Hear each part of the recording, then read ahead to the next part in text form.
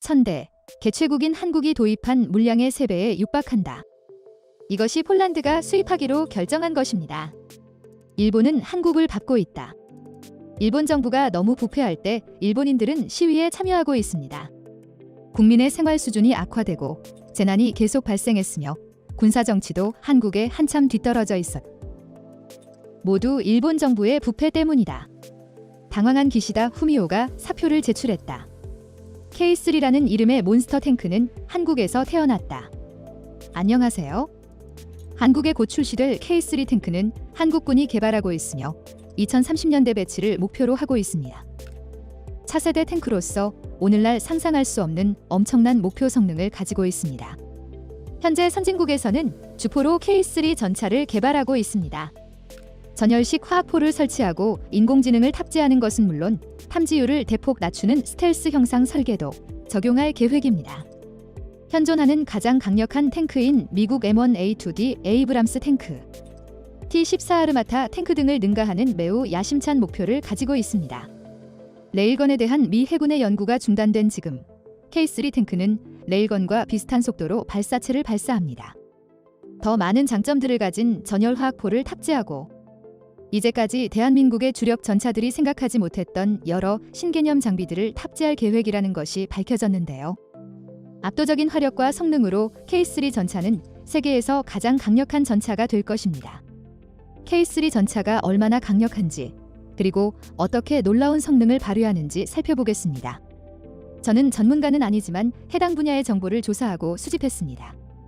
의도하지 않은 오류가 있을 수 있음을 이해해 주셔서 감사합니다.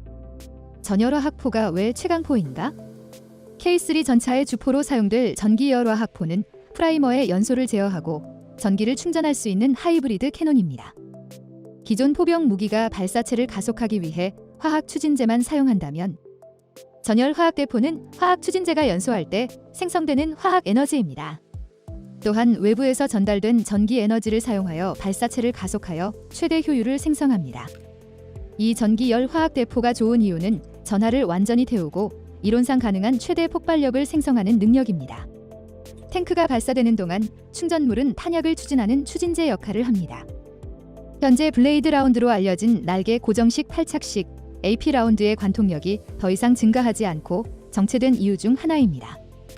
차지의 폭발력을 더 이상 높일 수 없기 때문입니다.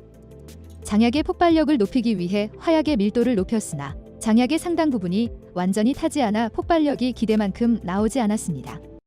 그러나 전열화학포를 사용하는 경우 전극에서 발생하는 아크 방전이 생성된 플라즈마는 추진제 전하를 완전히 태울 수 있습니다. 이렇게 하면 효율성 손실을 최대한 방지하고 이론적으로 가능한 미친 폭발력을 발휘할 수 있습니다. 탱크에 적용되는 기존 총의 경우 추진제가 폭발하고 총알이 전진함에 따라 챔버 압력이 감소합니다. 전열화학총은 방전의 전기 펄스의 크기와 주파수를 변경합니다. 총알이 전진할 때 최대 압력을 계속 유지하도록 추진제 연고를 제어할 수 있습니다. 이러한 방식으로 캐비티의 최대 압력을 오랫동안 유지할 수 있습니다. 이 방법은 총알이 견딜 수 없는 가속 한계를 초과하지 않습니다. 최대 가속이 오래 지속되어 놀라운 속도와 힘을 생성합니다.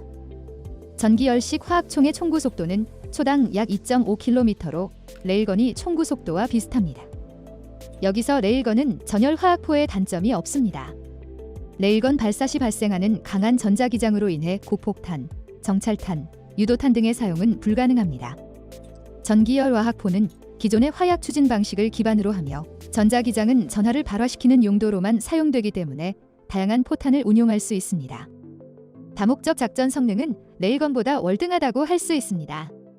전열화학포는 화학에너지의 80%부터 90%를 사용하고 전기에너지의 10%부터 20%만 소비합니다.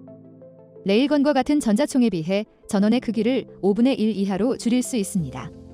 기존 캔버스 대비 최대 압력 대 평균 압력의 비율이 낮아 부드러운 가속이 가능한 장점이 있습니다. 이것은 가속에 민감한 위험한 포탄을 발사하는 데 적합합니다. 수정된 니트로셀룰로오스 추진제 충전물과 같은 둔감한 충전물도 사용할 수 있습니다. 또한 최대 위력을 발휘할 수 있어 기존의 포탄 발사 방식보다 안전하다는 장점도 있습니다. 재래식 장약은 둔감한 장약이 아니므로 장약에 불이 붙으면 폭발하거나 화재가 발생하여 탱크 승무원에게 부상을 입힐 수 있다는 단점이 있습니다. 이러한 문제를 해결하여 K3 탱크는 안전하고 마한 10 이상의 놀라운 속도와 위력을 가진 레일건을 갖게 됩니다. 또한 선체 후면에 수직 발사기 VLS를 장착해 미사일 전투력을 높이는 것도 제한됐습니다. 기존 주전차의 포탄 발사 미사일과 대전차 미사일의 제한된 개념에서 벗어나 대공 미사일 등 다양한 미사일을 보다 효율적으로 장전하고 전달하는 것이 아이디어입니다. 이와 동시에 기존 주력 전차용 총발사 미사일 장비도 검토 중입니다.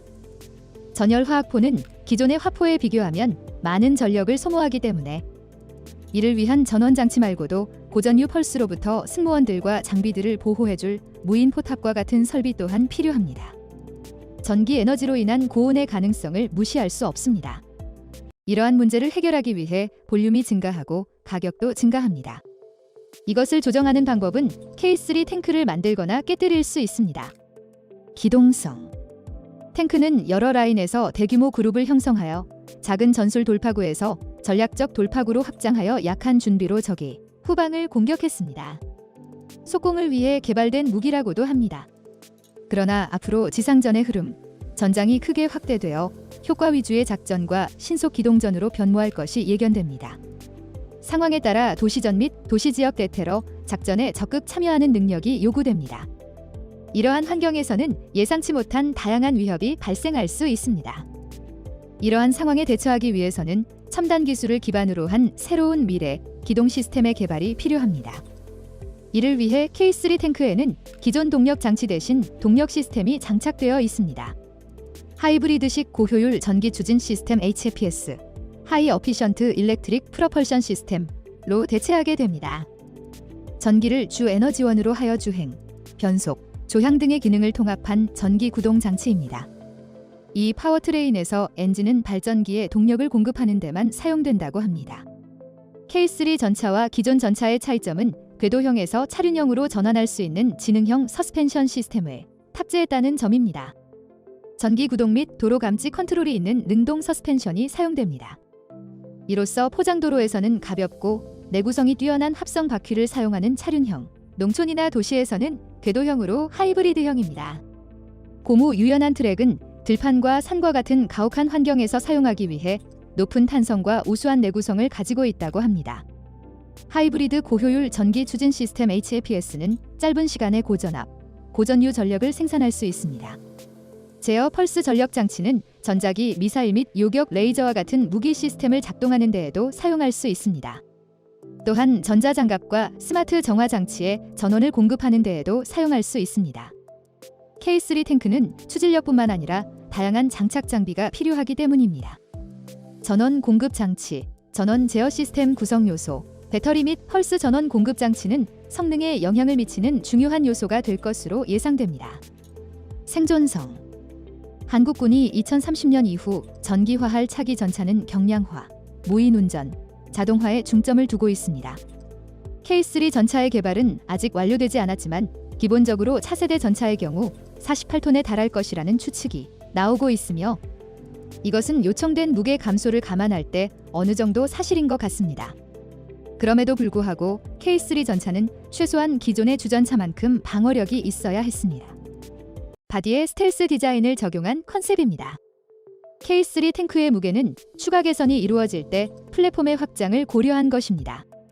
K2 전차나 T14 아마터 전차와 유사하게 48톤급에서 50톤급으로 늘어날 가능성이 가장 높을 것으로 추정됩니다. K3 탱크의 컨셉 모델 보기. 폴란드에서 개발 중인 스텔스 전차 PL-01과 매우 유사함을 알 수 있습니다. 포탑은 적에게 탐지될 가능성을 줄이기 위해 스텔스 디자인을 채택하고 있다는 점은 주목할 가치가 있습니다. 이 스텔스 설계는 레이더와 같은 탐지 수단을 사용할 원거리에서도 적이 K3 탱크를 찾기 어렵게 만듭니다. 그런데 이런 디자인이 적용되면 방어력이 낮아진 게 아닌가 하는 생각이 들 수밖에 없습니다. K3 탱크의 보호는 중장갑이 무게를 더하기 때문에 장갑 재질에 따라 달라집니다. K3 전차는 이 문제를 해결하기 위해 경량 모듈식 합성 장갑을 사용할 가능성이 높다고 합니다. 이 외에도 K3 전차는 생존성을 향상시키기 위해 날개 안정 분리 철갑탄 APF-SDS와 같은 초고속 운동 에너지탄의 경로를 교란하는 장비와 함께 전차를 향해 다가오는 미사일에 대응 미사일 혹은 레이저를 쏘아 요격하는 능동 방어 시스템을 갖출 계획입니다. 여기에 전자기 에너지를 이용해 대전 차미사일이나 운동 에너지탄을 막아내는 전자기 장갑은 물론 보병들이 들고 다니는 로켓의 관통력을 떨어뜨려 방호 성능을 높여주는 그물망 형태의 전기 장갑, 가변형 반응 장갑 등을 적용시킬 예정입니다. 적의 CBRN 공격에 맞닥뜨릴 경우 생존 전차가 아무리 강력해도 승무원이 생존하기 어렵기 때문에 대비해야 합니다.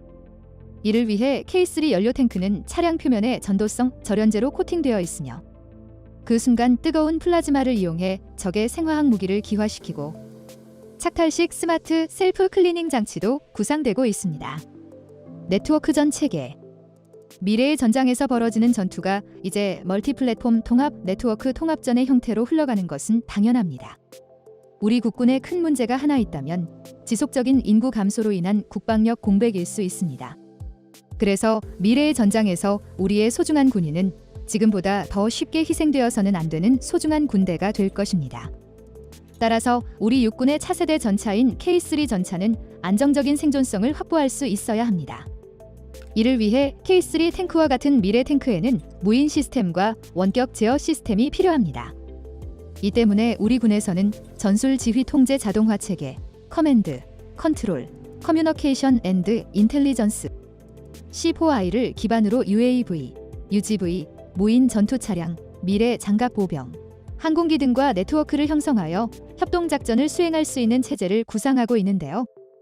K3 전차도 다표적 동시타격 유도탄을 탑재할 예정이며 네트워크 시스템과 연동해 좌우로 움직여 여러 표적을 동시에 타격할 수 있습니다. 이에 중요한 것은 전장에서 적의 통신을 방해하거나 방지하는 전자전 시스템과 같은 다른 구성 요소의 개발입니다. K3 전차는 승무원 좌석과 승무원이 착용하는 헬멧에 고해상도 3D 외부 이미지를 구현할 계획입니다. 그런 다음 매우 정확하고 효율적인 휴머노이드 기반 작전 제어 시스템에 의해 명령됩니다. 이렇게 하면 승무원이 적이 올 수 있는 위험한 선체에서 머리를 내밀 필요가 없습니다. 강력한 보호 기능이 있는 탱크에서 작동하는 것이 안전하다고 합니다. 또 군의 차세대 전차 K3에는 전장 네트워크 시스템과 연계할 수 있는 차량 탑재 드론이 탑재되어 있습니다.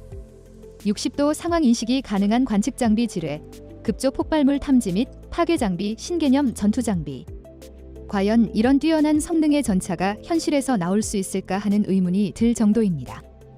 K3 전차의 개념은 지금보다 기술이 더 발전된 2030년대 이후까지는 실현되지 않을 것이라는 점을 감안하면 아직까지는 어느 정도 가능하다고 생각합니다. 미 해군의 선례를 보면 레일건과 HPV 탄환 생산을 공식적으로 중단하고 K3 전차용 전기여화학포는 새로운 전차의 발전 방향으로 많은 주목을 받을 수 있을 것 같습니다. 한때 미래의 강력한 무기 시스템으로 여겨졌던 레일건이 이제 완전히 폐쇄될 위기에 처한 것처럼 K3 전열화학포가 어디로 가는지에 따라 어떻게 다르게 적용될 수 있을지 모르겠습니다. 하지만 이러한 개발이 실패하더라도 다른 무기 체계에서 그 개념이 화려하게 부활하는 경향이 있기 때문에 여전히 희망이 있다고 생각합니다. 폴란드는 한국과 수입 독점을 주장한다. 한국과 폴란드의 대규모 방산 계약. 그런데 알고 보면 이 계약의 이면에는 더 놀라운 내용이 숨겨져 있다는 사실이 밝혀져 화제입니다. 최근 한 폴란드 국방부 관계자는 한국과 폴란드 사이에 K3 전차 협력에 대한 논의가 구체적으로 이루어졌다고 전했습니다. 이 소식으로 그동안 소문만 무성하고 실체가 밝혀지지 않았던 K3 차세대 전차 사업의 전모가 밝혀졌습니다. 폴란드의 적극적인 도움 덕분에 K3 전차 도입 속도가 훨씬 빠르게 진행될 수 있었다는 것인데요. 만약 협력이 확실하다면 다른 모든 경쟁 전차를 압도할 만한 그물 스펙의 전차가 한국의 손에서 탄생하게 됩니다. 한국 차세대 전차인 K3까지 폴란드가 참여할 수 있다는 소식과 관련된 이야기를 지금부터 자세하게 설명해 드리겠습니다.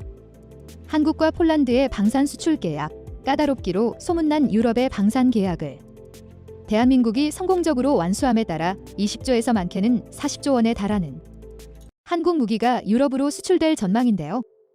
그 중에서도 가장 많은 비중을 차지한 것이 바로 한국의 자랑스러운 K2 전차입니다. 종주국인 한국이 도입한 물량보다 3배에 가까운 숫자인 1000대를 폴란드가 수입하기로 결정한 것입니다. 기존 K2 전차를 일부 변형한 모델 180대를 국내 공장에서 직접 생산해 납품하기로 결정지으며 한국 K2 전차의 수준이 유럽에서도 인정받았다는 것을 증명한 좋은 사례였습니다. 사실 이번 계약에 대해서 폴란드 내부에서는 부정적인 의견도 존재했는데요. K2 전차를 1000대씩이나 구매하는 것이 돈 낭비라는 의견이었죠.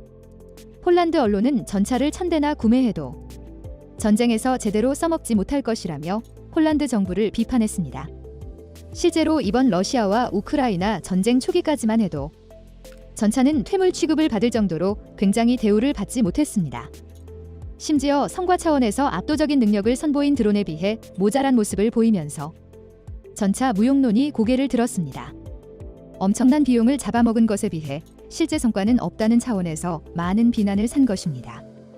게다가 빠른 속도로 발전 및 변형이 가능한 드론 제품에 비해 전차 제품은 원하는 수준을 생산하는데 오랜 시간이 필요하다는 점 역시 전차 무용론에 힘을 실었습니다.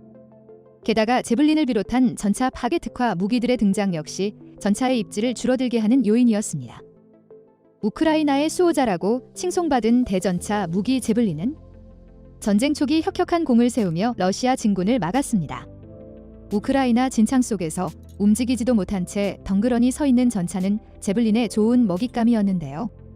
결국 제블린만 있어도 전차가 아무런 쓸모가 없기 때문에 굳이 비싼 돈 들여 수입해 올 필요가 없다는 이야기까지 나오며 전차의 자존심은 바닥까지 내렸습니다. 하지만 전쟁이 장기화되면서 결국 전쟁의 주인공은 전차라는 것이 밝혀졌습니다. 드론이나 제블린과 같은 대전차 미사일로 전차를 무력화시킬 수 있어도 도시를 포위하고 화력을 쏟아 무력화시키는 일에서는 전차를 따라갈 수 있는 무기가 거의 없다는 것이 드러났기 때문입니다. 우크라이나군이 장기간 저항을 했던 도시 헤르손의 경우에도 여러 무기를 이용해 러시아군의 진군을 막았지만 러시아 전차의 무차별 포격과 장기간의 화력 집중을 견디지 못했고 결국 우크라이나군은 지역을 포기하고 후퇴합니다. 그래서 우크라이나의 젤렌스키 대통령이 동맹국에게 가장 많이 요청한 무기가 바로 전차였습니다. 화력이 뒷받침되었다면 충분히 도시를 지킬 수 있었겠지만 군대의 화력, 특히 전차의 숫자가 절대적으로 부족했기 때문에 러시아의 진군을 막아낼 수 없었던 것입니다. 초기만 해도 전차 무용론을 대두시켰지만 역설적으로 최신식 전차를 얼마나 보유하고 운용할 수 있는지가 전쟁의 승패를 가를 수 있는 중요한 역할이 된다는 것을 잘 드러낸 전쟁이 이번 우크라이나 러시아 전쟁이었던 것입니다. 폴란드가 K2 전차 1000대를 수입한 것도 이런 이유였습니다. 혈맹의 일하고 불려도 좋을 정도로 엄청난 양의 무기를 구입한 폴란드. 그런데 알고 보니 폴란드의 무기 쇼핑은 여기서 그친 것이 아니었습니다. 향후 도입될 K3 전차 사업에도 폴란드가 개입할 예정이라는 소식이 흘러나왔는데요. 폴란드군이 현재 도입할 예정인 K2 전차의 개량형에도 욕심을 보이고 있는 데다가 앞으로도 한국과 지속적인 협력을 하고 싶다 요청하고 있다는 것입니다. 이에 지금 공식적으로 수입하는 한국 방산 무기 외에도 다른 무기들이 폴란드로 흘러들어갈 가능성이 높은 상황입니다. 폴란드 육군 소속 크쥐시토프 푸아텍, 크라이스토프 플라텍은 폴란드 언론과의 인터뷰 자리에서 K2PL을 한국과 같이 생산하는 것은 물론이고 K3 전차 개발까지 한국과 폴란드가 같이 협력할 것이라고 밝혔습니다. 폴란드 군사 관계자 입에서 이제까지 밝혀지지 않았던 K3 전차 공동 개발에 대한 소식이 흘러나온 것인데요. K2 전차 운용 데이터를 한국에 제공하면서 한국 기술 개발에 폴란드가 기여하겠다고 밝힌 것입니다. 실제로 최근 K3 전차와 관련해 2020 ADX에서 미래형 전차 컨셉 사진을 공개하면서 대략적인 개발 방향이 발표되었습니다. 가장 큰 변화로는 120mm 활강포가 전열 화학포로 변경될 예정이었는데요. 음속의 5배에 달하는 속도로 발사되는 전열 화학포는 기존 재래식 포탄에 익숙한 병력들에게 공포의 대상이 될 수 있습니다. 음속보다 더 빠른 속도로 공격을 가하는 포탄에 휩싸이면 상대방 전차는 제대로 된 움직임을 보일 수 없을 것입니다. 뇌관 및 장약의 연소를 전기 에너지로 전환해 포탄을 발생하는 구조로 기존 화포와 동일한 구조를 가지면서도 레일건처럼 엄청난 속도와 파괴력을 자랑한다는 점에서 특기할 만한 주포입니다. 일각에서는 레일건을 아예 주포로 활용하는 것이 어떠한지 의문을 제시했으나 막대한 양의 전력을 대체하는 것은 불가능하고 오히려 파괴력 면에서 레일건보다 전열 와학포가 더 강하다는 점이 밝혀져 K3의 전열 와학포가 채택된 것입니다. 그런데 더 중요한 변화가 있습니다. 그것은 바로 K3가 무인화 전차로 개발될 수 있다는 것입니다.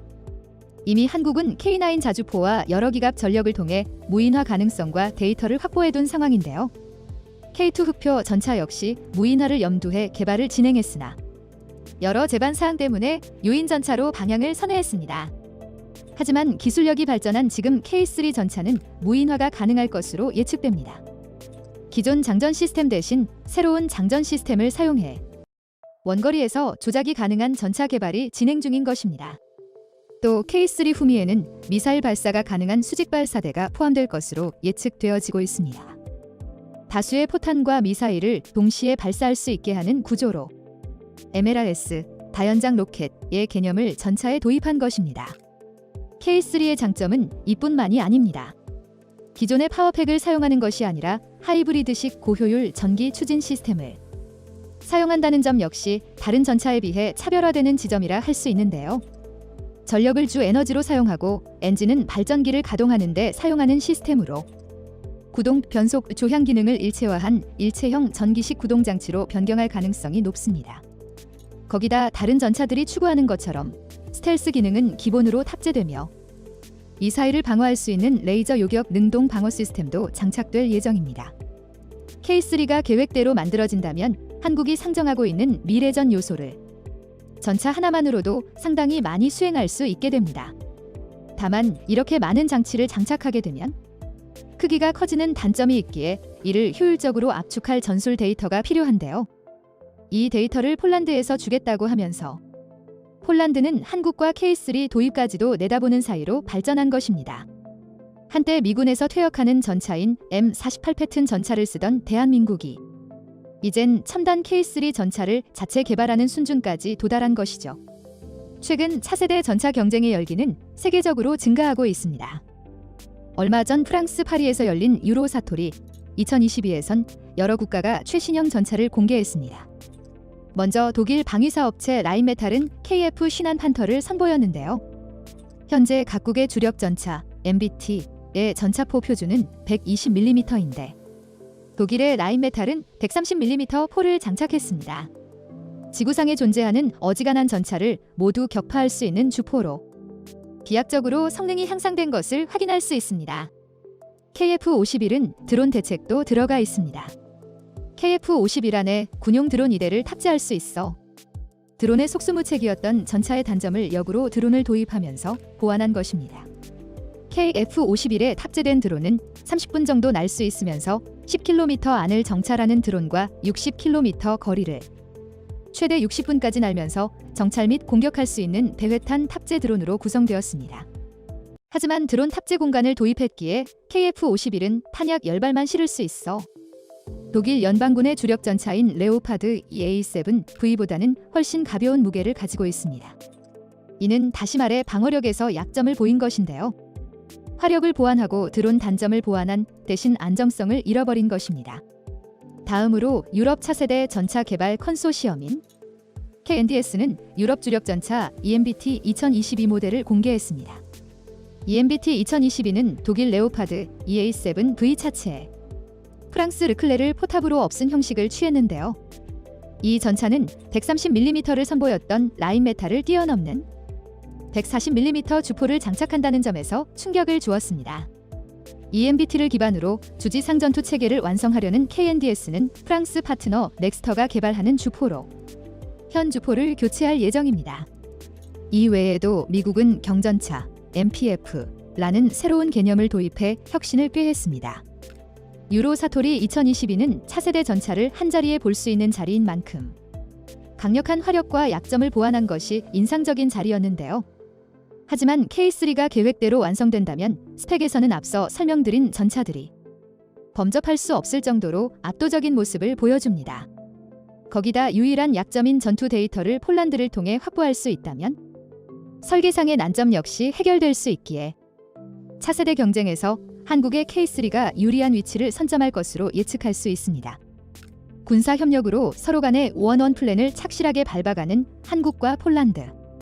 두 국가의 군사 협력이 앞으로도 계속 진행되길 바라며 아무것도 없던 나라에서 최신 전차를 생산하는 첨단 국가로 발돋움한 한국의 저력에 가슴이 벅차오릅니다.